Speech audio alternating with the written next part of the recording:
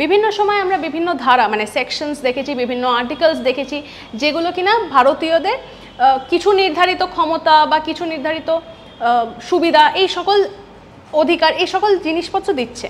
কিন্তু আপনারা কি আর্টিকেল 361 এর ব্যাপারে জানেন? এই আর্টিকেল 361টা আসলে কি সেটা এবার আপনাদের বলি। এই আর্টিকেলের জন্যেই রাষ্ট্রপতি এবং রাজ্যপাল তারা যখন পদে থাকছেন সেই সময় তাদের বিরুদ্ধে কোনো ক্রিমিনাল কেস কিন্তু ফাইল করা যায় না। এই আর্টিকেলে সেটাই বলা হয়েছে এবং এর দুটি সাব ক্লজ রয়েছে, যেখানে কি বলছে না যখন তারা পদে থাকছেন সেই সময় কোনো তো ক্রিমিনাল কেস ফাইল করা যাবেও না, এবং যদি আগে থেকে ধরুন কোনো কেস ফাইল করা রয়েছে সেটা যদি ধরুন মামলা চলছে, সেই মামলা এইগুলোকে আর এগিয়ে নিয়ে যাওয়া যাবে না তারা যদি পদে চলে আসেন।